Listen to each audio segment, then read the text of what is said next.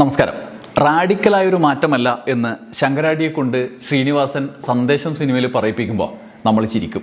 റാഡിക്കലായിട്ടുള്ള ഒരു മാറ്റമല്ല. ഇപ്പോഴും സന്ദേശത്തിലെ റാഡിക്കലായ മാറ്റത്തെപ്പറ്റി അങ്ങനെ ആലോചിച്ച് നിൽക്കുമ്പോൾ നമുക്ക് ചിരി വരും. എന്നാൽ അമേരിക്കയിൽ ന്യൂയോർക്കിൽ നടന്ന ഒരു വാസ്തവത്തെക്കുറിച്ചാണ് ഞാൻ പറയുന്നത്. റാഡിക്കലായ മാറ്റത്തെക്കുറിച്ച്.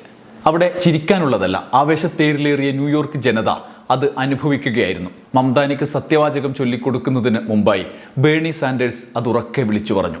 Making sure that people can live in affordable housing is not radical. ന്യൂയോർക്കിലേത് റാഡിക്കലായ മാറ്റം എന്ന്. I, Zohran Kwame Mamdani. I, Zohran Kwame Mamdani. തൻ്റെ പതിവ് ശൈലിയിൽ ശക്തമായ വാദങ്ങളുമായാണ് സാൻഡേഴ്സ് ന്യൂയോർക്ക് ജനതയ്ക്ക് മുന്നിൽ തൻ്റെ വാക്കുകൾ നിരത്തിയത്. പ്രധാനമായി ഇടതാശയങ്ങൾ ഒരു മുതലാളിത്ത രാജ്യത്തിന് എത്രമാത്രം പ്രസക്തമായി നിൽക്കുന്നു എന്നതുകൂടി സാൻഡേഴ്സിൻ്റെ വാക്കുകളിൽ നിന്ന് മനസ്സിലാക്കാൻ പറ്റും. നേരിട്ട് പ്രസംഗത്തിലേക്ക് കടക്കാം. Thank you mister mayor. ഈ അസാധാരണവും ഹൃദയസ്പർശിയും മനോഹരവുമായ സായാഹ്നത്തിലേക്ക് എന്നെ ക്ഷണിച്ചതിന് നന്ദി. ഞാനിവിടെ പ്രധാനമായും ന്യൂയോർക്ക് സിറ്റിയിലെ ജനങ്ങളോട് നന്ദി പറയാനാണ് വന്നത്. നമ്മുടെ രാജ്യത്തിൻ്റെ ചരിത്രത്തിൽ വളരെയധികം വിദ്വേഷം, വളരെയധികം വിഭജനം, അനീതി ഇവയൊക്കെ നിറഞ്ഞു കാണുന്ന ഈ സമയത്ത് സൊഹ്റാൻ മംദാനിയെ നിങ്ങളുടെ മേയറായി തിരഞ്ഞെടുത്തതിനുള്ള നന്ദി അറിയിക്കാൻ. ന്യൂയോർക്കിലെ പ്രിയമുള്ളവരെ, നമ്മുടെ രാജ്യത്തെ പ്രചോദിപ്പിച്ചതിന് നന്ദി. തീരം മുതൽ തീരം വരെ സമ്പന്നരും കുറച്ചു പേർക്കും വേണ്ടി മാത്രമുള്ളതല്ല, നമുക്ക് എല്ലാവർക്കും വേണ്ടി പ്രവർത്തിക്കുന്ന ഒരു ഭരണകൂടം സൃഷ്ടിക്കാൻ കഴിയും എന്ന ശരിയായ പ്രത്യാശയും ദർശനവും നൽകിയതിന് നന്ദി. അമേരിക്കയിലും ലോകമെമ്പാടും ജനങ്ങൾ ജനാധിപത്യത്തിൽ വിശ്വാസം നഷ്ടപ്പെടുന്ന ഒരു നിമിഷത്തിലൂടെയാണ് കടന്നു പോകുന്നത്. ഈ നഗരത്തിലെ 90,000-ലധികം പേർ പക്ഷേ സൊഹ്റാൻ്റെ പ്രചരണത്തിനായി സന്നദ്ധ സേവനം ചെയ്ത ശുഭകരമായ കാഴ്ച ഞാൻ കണ്ടു. നിങ്ങൾ വാതിലുകൾ തോറും മുട്ടിവിളിച്ച് പ്രചരണം നടത്തി. ഈ നഗരത്തിൻ്റെ ഭാവിക്കായുള്ള സ്വപ്നങ്ങളും പ്രത്യാശകളും പങ്കുവച്ചു. അതിനായി നിങ്ങൾ ഡെമോക്രാറ്റ് പാർട്ടിയുടെ പരമ്പരാഗത ശൈലികളെ തകർത്തു, റിപ്പബ്ലിക്കൻ സ്ഥാപനത്തെ എതിർത്തു, ഏറ്റവും പ്രധാനമായി അമേരിക്കൻ പ്രസിഡന്റിനെയും അതിശക്തമായി എതിർത്തു. അതോടൊപ്പം ചില അതിസമ്പന്ന ഒലിഗാർക്കുകളെയും നിങ്ങൾ എതിർത്തു. ആധുനിക അമേരിക്കൻ ചരിത്രത്തിലെ ഏറ്റവും വലിയ രാഷ്ട്രീയ അട്ടിമറിയിൽ നിങ്ങൾ അവരെയെല്ലാം പരാജയപ്പെടുത്തി. നിങ്ങൾ ലോകത്തിന് ഇന്ന് പഠിക്കാവുന്ന ഏറ്റവും പ്രധാനപ്പെട്ട പാഠം കാണിച്ചു തന്നു. അതായത് തൊഴിലാളി വർഗ്ഗക്കാർ ഒന്നിച്ചു നിൽക്കുമ്പോൾ, അവർ നമ്മെ വിഭജിക്കാൻ അനുവദിക്കാതിരിക്കുമ്പോൾ നമുക്ക് നേടിയെടുക്കാൻ കഴിയാത്തതായി ഒന്നുമില്ല എന്നത്. മികച്ചതും വിജയകരവുമായ പ്രചരണം നടത്തുക വിജയത്തിന് അനിവാര്യമാണ്. എന്നാൽ 8 മില്യൺ ജനങ്ങളുള്ള ഒരു നഗരം ഭരിക്കുക എന്നത് എല്ലാ സങ്കീർണതകളും പ്രശ്നങ്ങളും കൊണ്ട് കഠിനമായിരിക്കും. തെരഞ്ഞെടുപ്പ് ജയിക്കാൻ സൊഹ്റാന് നിങ്ങളുടെ സഹായം ആവശ്യമായിരുന്നു. ഇപ്പോൾ ഭരിക്കാനും അദ്ദേഹത്തിന് നിങ്ങളുടെ സഹായം ആവശ്യമാണ്. ഗ്രാസ് റൂട്ട് ജനാധിപത്യവും ജനങ്ങൾ ഈ നഗരത്തിൻ്റെ ദൈനംദിന പോരാട്ടങ്ങളിൽ പങ്കെടുക്കുന്നതും നല്ല ഭരണത്തിലേക്ക് നയിക്കും.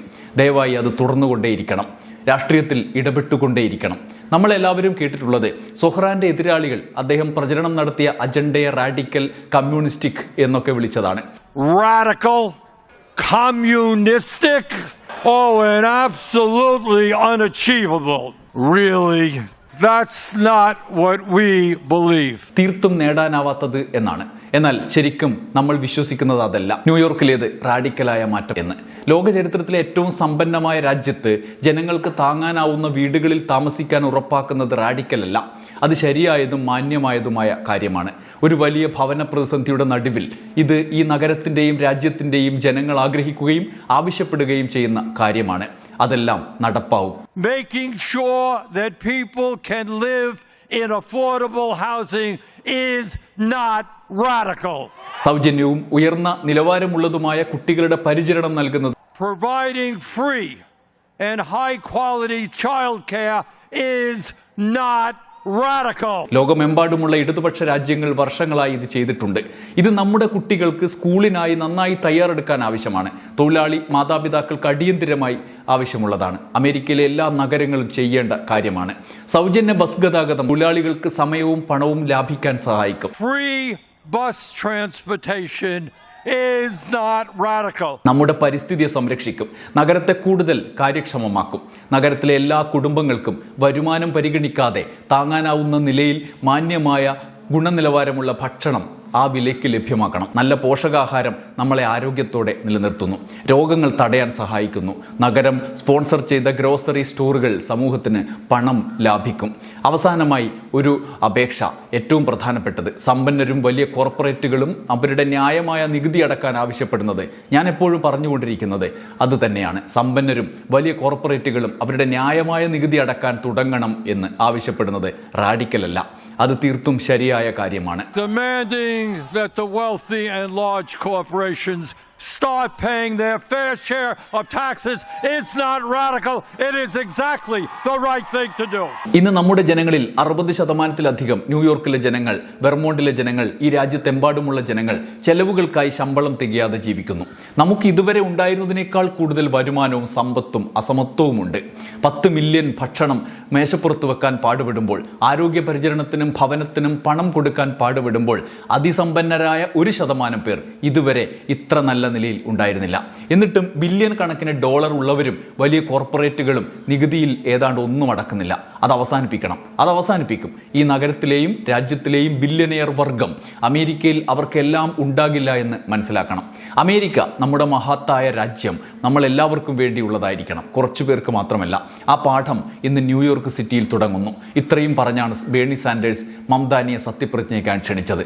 അതായത് നമ്മൾ പ്രഖ്യാപിച്ചതൊന്നും അതൊക്കെ നടപ്പാക്കാനുള്ള മാറ്റങ്ങളാണ് എന്ന്. സാധാരണ വലിയ കാഴ്ചപ്പാടുകൾ പറയുന്ന കമ്മ്യൂണിസ്റ്റുകളാണ് ഇത്തരത്തിൽ ഇത് റാഡിക്കലായതാണ്, നടപ്പാവില്ല എന്നുള്ള പരിഹാസത്തിന് വിധേയമാക്കപ്പെടുക.